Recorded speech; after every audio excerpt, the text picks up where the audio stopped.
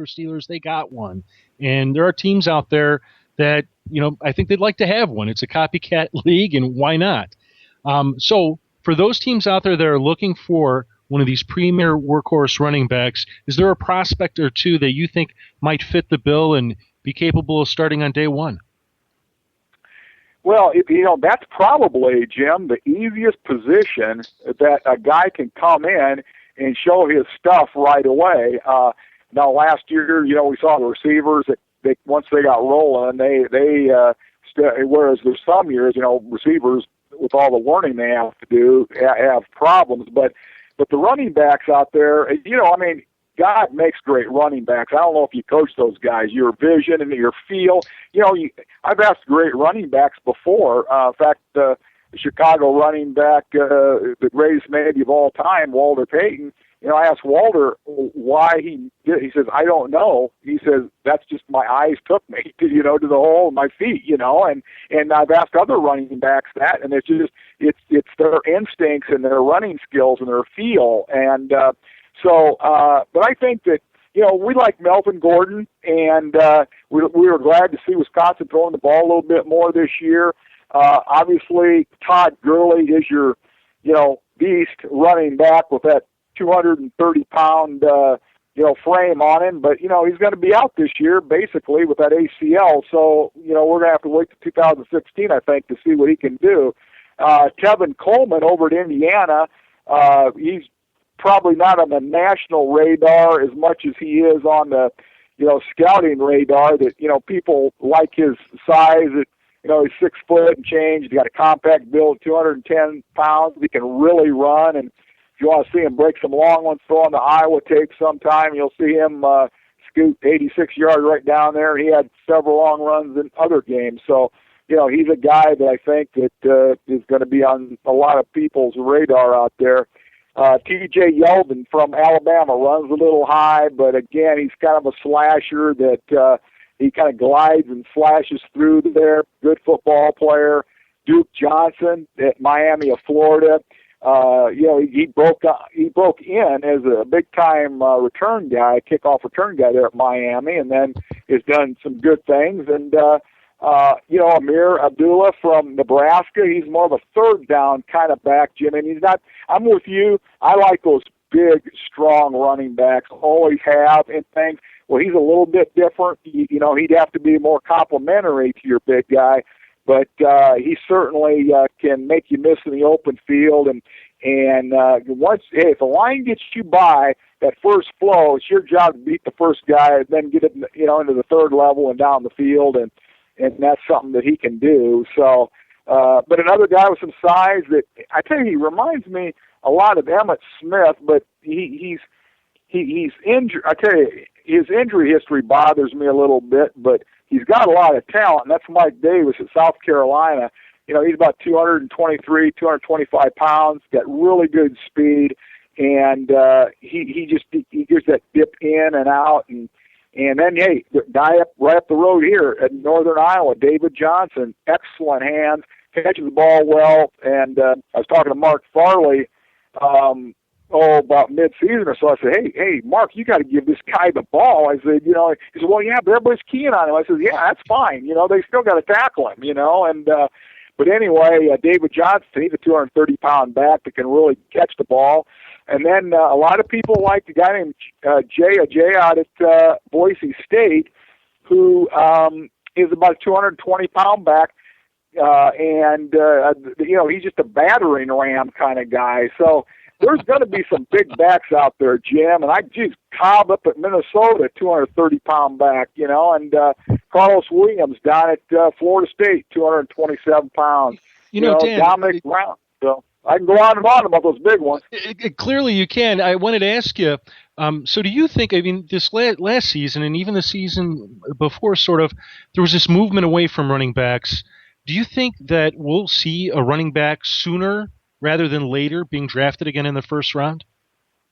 Yeah, I think this year. I think somebody's going to take Melvin Gordon in the first round, and I don't know. People like New England or Seattle, they might roll the dice on Gurley in the first round, because they'll have him in a year.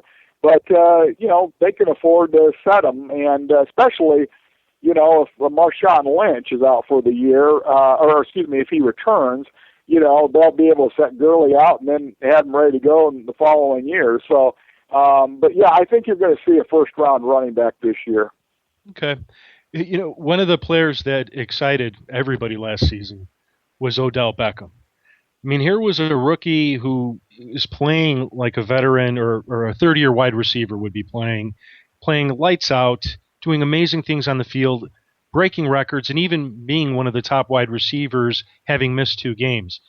Do you see anyone in this rookie draft class that you might be able to see? He could be Odell Beckham in 2015.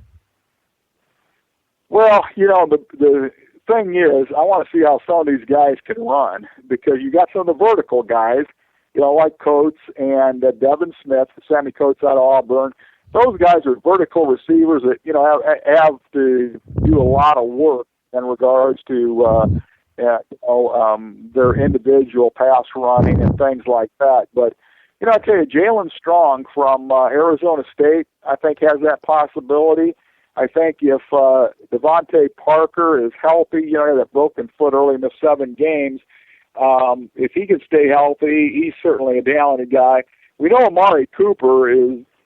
I mean, he's not as big. He's 6'1". He's about 205, somewhere in that 6 foot or 200. We don't know till combine time exactly what he is, but he's a guy that he can make he's not that big monster like Julio Jones and those type of guys, but he's certainly a talented. He's probably a little more than like a Reggie Wayne, for instance, a little more talented than even Reggie. But and then Kevin White, big receiver at West Virginia, like him a lot. And, again, he's a good-sized guy, 6'3", 210. He might be, because he's made some great catches this year and things.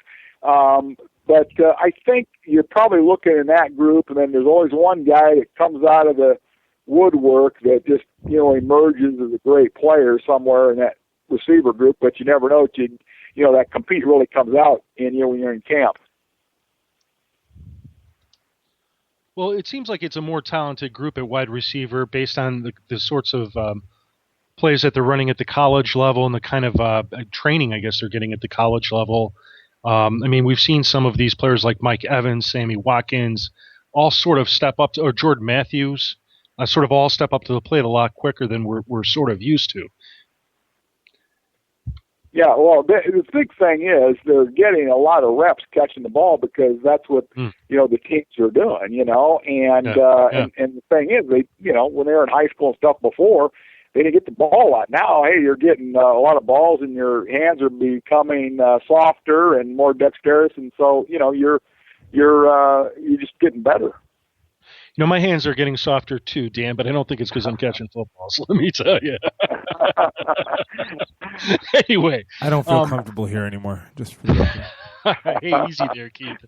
Well, look, one of the big changes in the modern NFL football, at least we'd like to believe it. You could probably go back several years and see the change already occurring, but it's suddenly the emphasis on the receiving tight end.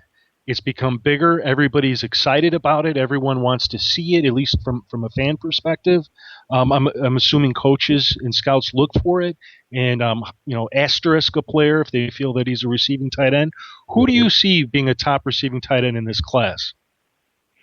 I tell you what, I don't think it's close. I think Max Williams out of Minnesota is nice. I mean, the sad part, though, about that, Jim, is, he's in a run-oriented offense, and believe me, I mean, I absolutely love the coaches up at Minnesota because every place they've gone, they've done a great job, and they're great guys and coaches and everything, but they just didn't throw it to Max. And here's a guy that, he had 3 super catches against the University of Iowa this year where it was absolutely unbelievable. If you can, I don't know, they were probably on YouTube and all that stuff, I guess. But I mean, I was at the game and I saw him make these catches. I couldn't believe it, and I couldn't wait till I got home to see the the replay and then they look at the film and stuff, because I mean, he just made spectacular catches in that game, and he didn't catch many balls because they didn't throw many to him.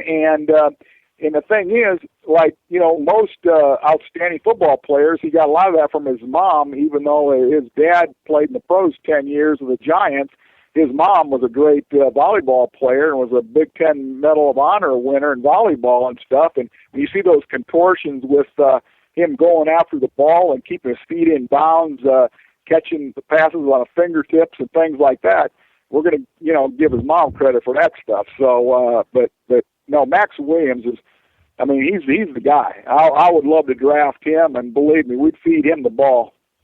Now something I learned recently, we have an article on Max at thefantasygreek.com written by Jim Widener, is that he goes by the nickname Mad Max. I didn't know if you knew that. Or at least everybody's calling it. Well, that makes it easy, because he's kind of got that reddish hair, kind of fiery kind of guy, and like I said, he is he's the real deal now. And if in fact, we threw him at 12 to Cleveland in one mock draft, and we think they'd love to get him at 19, but hey, watch out, NFC North, because if he goes to the Packers, people are going to be really in trouble. Yeah, indeed they will be, wouldn't they? I could tell you, for the listeners out there, in this article we have on Mad Max, we have a link to the catch, and I think you're referring to this catch that he made against Missouri in the Citrus Bowl. Or at least it's one of them. He's made, I'll tell you what, the ones I was referring to, he made 3 great ones against Iowa. But no, you're right. He made another a real good one there. But I mean, he's a highlight catch waiting to happen. I mean, he makes those splash plays, and then, but yeah, he's outstanding. Okay.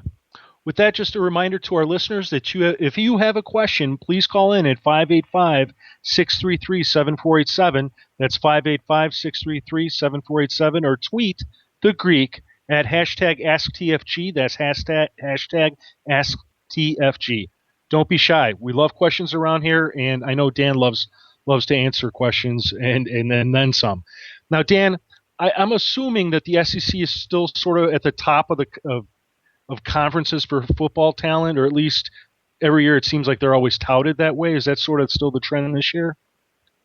Yeah, I think, but the gap closed a little bit with the Pac-12 out there. I mean, they have tremendous talent out there on the West Coast, and of course, when they're out there, some people they lose track of those guys because of the time change and everything, because the East Coast and West Coast 3 hours difference, but the Southeast Conference has got certain, the talent at a lot of the skilled positions. That's because of the Floridas and the Georgias and, all that speed and athletic ability down there. But I think you still look to the Big Ten, the offensive line and things like that. Yeah.